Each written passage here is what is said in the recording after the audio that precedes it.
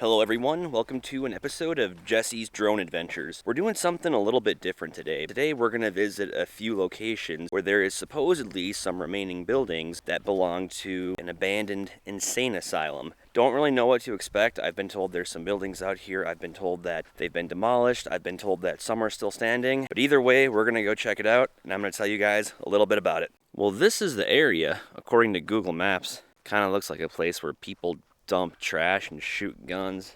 I think we'll be okay though. I'm not too worried about it. Here goes nothing. It was an absolutely gorgeous day to do some exploring. The sun was out, the temp was in the mid-70s, and there were no mosquitoes out, yet, which was a huge plus. Now, I was told it was a rather short hike to the area that we're going to be exploring. I was told there might be a building, bunker, and many foundations left. But one of the most recent videos I saw on YouTube was made 5 years ago. Being that so much time had passed, I had my doubts if anything was still there. The location that we're going to isn't too far outside the town of Faribault, Minnesota. Population of around 25,000 people, and it's your typical small town in the Midwest. They have a historic downtown, it's flat, surrounded by cornfields, and they typically have a Subway and Dollar General on the outskirts of town.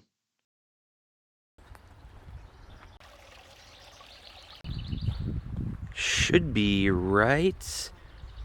There it is. Google Maps was not wrong. This is like some straight up Blair Witch Project stuff. That is exactly what we are looking for. Was I scared? Absolutely not. Was there a little bit of an eerie feeling in there? Absolutely. Maybe it's just me and I've seen way too many movies and watched a few videos of people exploring out here and their supposed interactions with spirits, which can sometimes build things up in your head. But I wasn't backing out.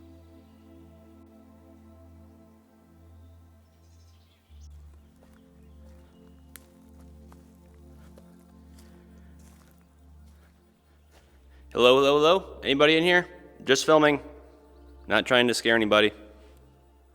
Alright, we'll peek in each room one by one. Yeah, it definitely smells like fresh spray paint in here. A lot of graffiti.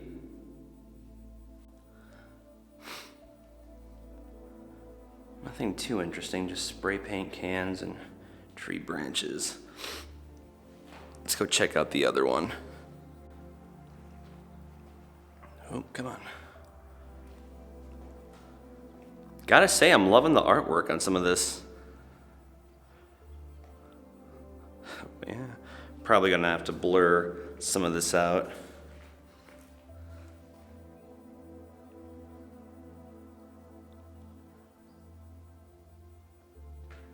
Guys sitting on the ground.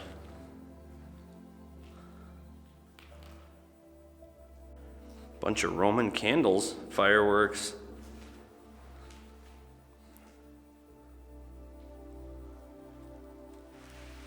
Let's look at the ceiling.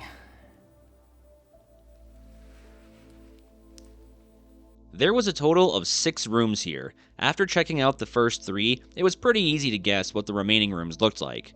Littered with spray paint cans, beer bottles, bullet casings, fireworks, and trash. And if there was any items of value left over from when this building was in operation, they've clearly been taken, and the structure has been picked clean. I've been looking for this place for a really long time, and ever since I first heard of it, I've always known it as the abandoned insane asylum in Faribault, Minnesota. I do have a few friends that have come out here many times, and I've talked to people who grew up in the area. Over the years, they've shared stories about coming out here at night and on Halloween. They mentioned hearing strange sounds, voices, and hearing things move. Now, I'm not calling anybody a liar, but I have a hard time believing this. When you get enough people together, get them hyped up enough and scared enough, their minds will start playing tricks on them, and the next thing you know, any sound you hear becomes a ghost, and if a branch moves, all of a sudden it's the result of a spirit. But once I found out a key piece of information about this building, which I'll soon share, all of my suspicions went right out the door. We've only been here a few minutes so far, and it's already been pretty awesome. But we're gonna keep hiking up the trail a little bit further here, because supposedly there's more stuff up here. Now we're faced with a big decision. Do we go left or do we go right?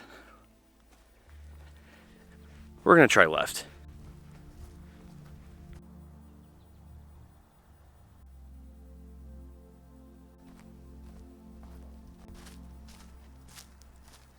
Maybe at one point in time, this was the old road.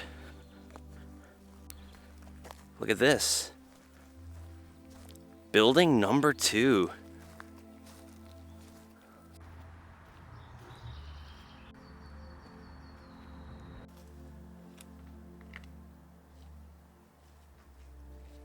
Just do a quick knock. Hello, hello, hello? Anybody in here? Just filming. Shouldn't have to worry about bears either. Actually, it's kind of rare to see a bear in southern Minnesota. Let's just check out these 2 rooms real quick.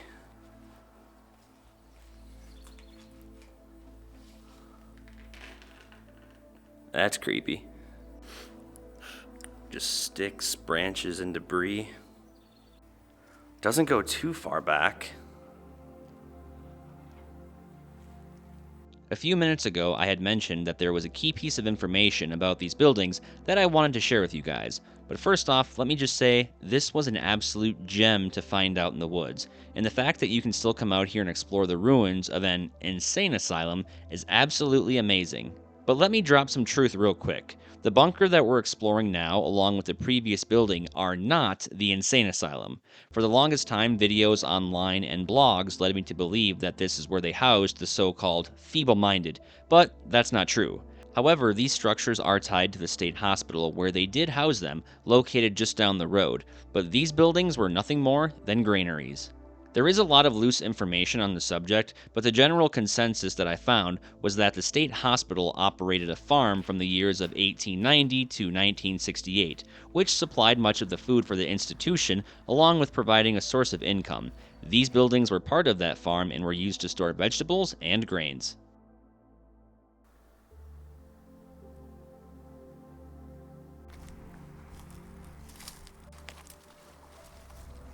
I'm gonna see if I can find some old photos of this place online when I get back to my base, but this kind of looks like it maybe would have been an entrance.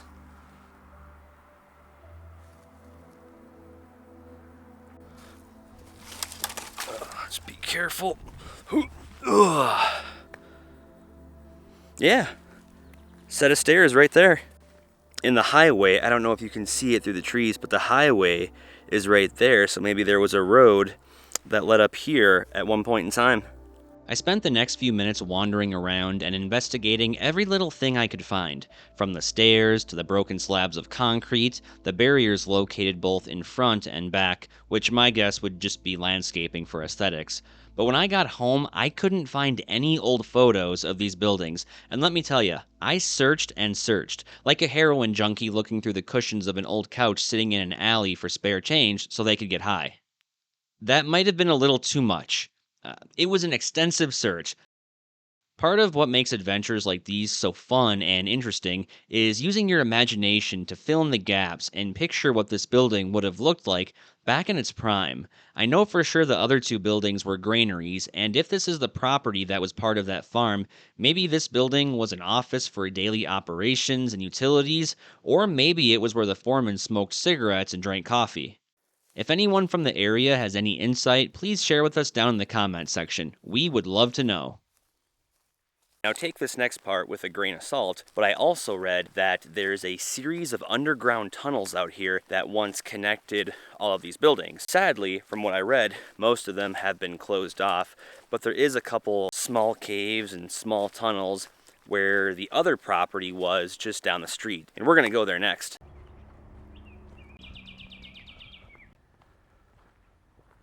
Oh, hey, look at that. My car's not stolen, or broken into, or shot at. Awesome.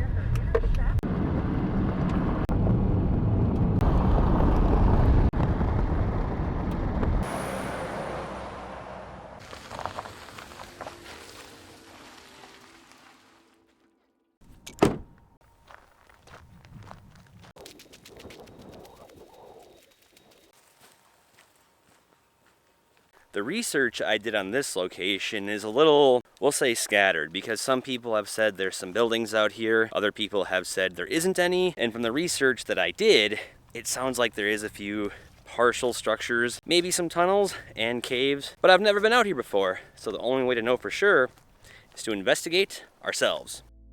The Faribault State Hospital started operating in 1881, and over the years it had many different names, including Faribault State School and Hospital, the Faribault Regional Center, and the School for the Feeble-Minded. The population of the state hospital peaked in the 1950s with well over 3,000 residents.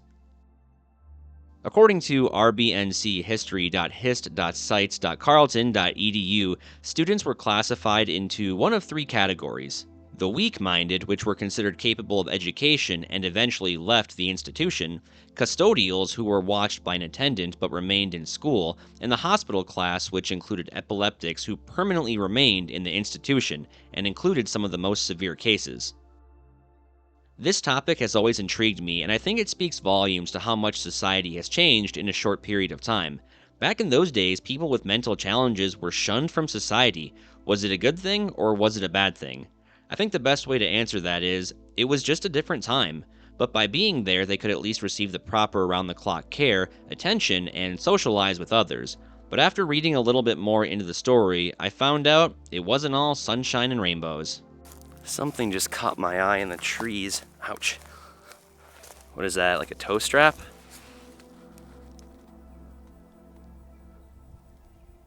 What were they trying to do, climb the tree?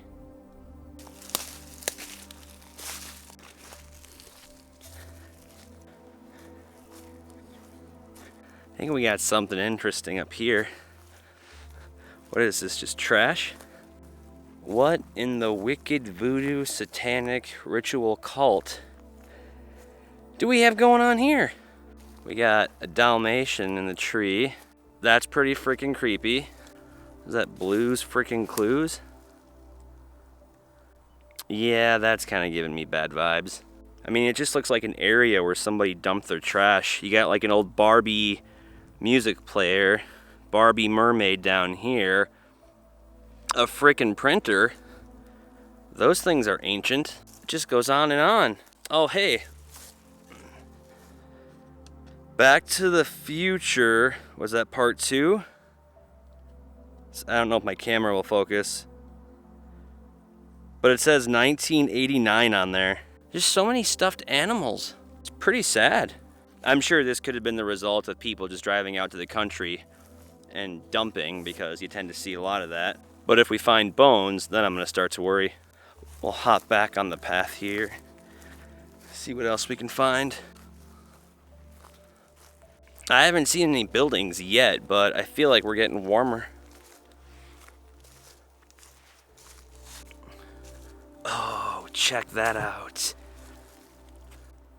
Do we go in or do we not? It looks like someone put a door down there, because you can see the door handle. And it looks like there's another spot over here. Let's see if we can crawl through. I think we owe it to the viewers to try to get down there.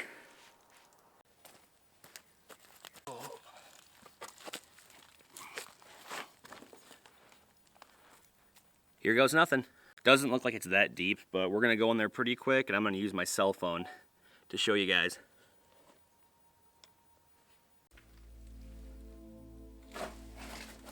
Ugh. Wow. Ow. I think I just got hit by a nail. Son of a bitch. Yep, that was a nail. Hope I don't get tetanus.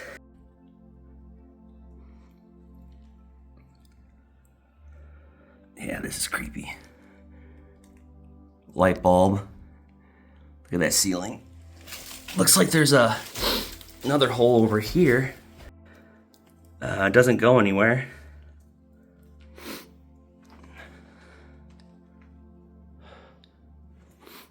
Yeah, it's very, very dusty down here. This was probably just storage, maybe for food, or a cellar for supplies. This is pretty cool, don't get me wrong, but I don't think we want to stay in here for too long. But it looks like there's a lot of people have been coming down here because there's footprints everywhere, cigarette butts, beer cans. Wouldn't surprise me if people have had a fire down here too, just based on the looks of things, but it'd be kind of stupid because you'd smoke yourself out. That would have been really, really tough to get out. Super slick. Oh, we have another hole here. Thank God I didn't trip in that. What is that, a Coca-Cola blanket? I hope nobody was living here. Oh, you see all those bugs? Yeah, I think we're gonna get out of here.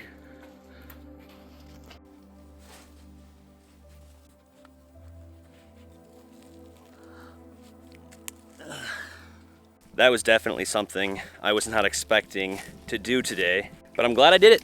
But I've already been out here for, I don't know, maybe close to an hour. And other than that weird voodoo stuff, or it was probably just dumped trash, I don't think we're gonna find much else out here. But don't worry, we got another pretty cool location that we're gonna go check out. Heading into the 20th century, Faribault State Hospital underwent countless changes and took on many more residents. As time went on, standards started to slip. By 1947, overcrowding along with understaffing became a huge concern. It was also stated that fire alarms were out of order and many of the buildings didn't have sprinkler systems. Because of the burden of overcrowding, this put a huge strain on the kitchen and it became impossible to serve food like a piece of toast with a fried egg or hot cakes with the available equipment that the hospital had, which resulted in all of the food either being steamed or boiled. Another dark time during the hospital's run was from 1925 to 1975. According to MinnesotaMonthly.com, from 1925 to 1975, forced sterilization was legal in Minnesota. In this time, thousands of patients, overwhelmingly women, had the procedure done without consent. And it wasn't just the sterilization of the feeble-minded either. The article also went on to say that the state's forced sterilization included those with alcoholism, mental illness, and disability. Further down in that article, it also read, leading physicians worked at Faribault and led the charge to stamp out societal idiocy. Forced sterilizations were done to prevent it from being passed generationally. And hey, if you spend enough time online, you can find countless stories about the dark side of the Faribault State Hospital. According to rbnchistory.hist.sites.carleton.edu, by the 1980s, the state of Minnesota had began to move to a group home model for people with developmental disabilities, and the population gradually lowered until the institution was closed in 1998. Now, I couldn't find any information on when specifically or why they decided to tear it down, so take this next piece of information with a grain of salt. But a few online blogs that I found suggested that it was torn down because, after moving multiple residents out of the institution, the building just didn't get a whole lot of use, and it was starting to deteriorate.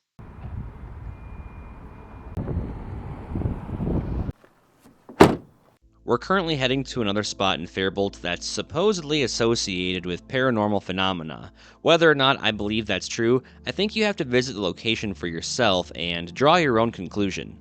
It's about a 10-minute walk through the woods, and if anyone watching this video finds themselves out in these parts of Minnesota, you should definitely do this hike. It's easy to do, and it's right by a river. After parking at Teepee Tonka Park and jumping on the trail, it wasn't too long before I made it to the entrance of Hell's Tunnel. More formally known as Teepee Tonka Tunnel, you can find a multitude of blogs and videos online of people coming out here at night claiming to have spiritual encounters. I don't necessarily believe them to be true, but I will say this. Coming out here during the day, let alone at night, it does feel a little eerie. Every little sound you make in the tunnel echoes, and the dim lights and graffiti add another ominous element. And I hate to break it to you, but its history isn't that exciting. According to southernmin.com, it was originally constructed as a storage tunnel for the vegetables harvested at the state school's farm colony. The tunnel was established in 1937 and it is 442 feet long. The website also stated that the vegetables grown on the farm colony were eaten by the school's then 2,300 residents and 350 employees. The tunnel could also store up to 25 to 30 carloads of vegetables.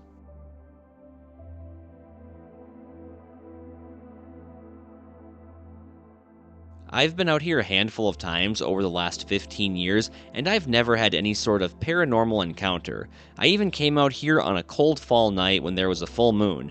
Me and a group of friends walked all the way from the park to and through the tunnel and back. The only thing we encountered was a few teenagers smoking pot and listening to Skrillex. What a thrill. However, there is a cemetery nearby, and up on the hill used to be another school for the feeble-minded. Now, this next part I'm going to tell you about, I am in no way insinuating that it happened here, but this really intrigued me. When I was researching the subject, I came across another article that talked about how mental institutions is where some patients would often spend the rest of their lives, and it was common for cemeteries to be nearby or on the property. And every once in a while, researchers would find unmarked graves, and the deaths of some of these patients would be unclear. And hey, if you enjoyed this video and you want to keep the fun going, be sure to click the video in the upper left-hand corner.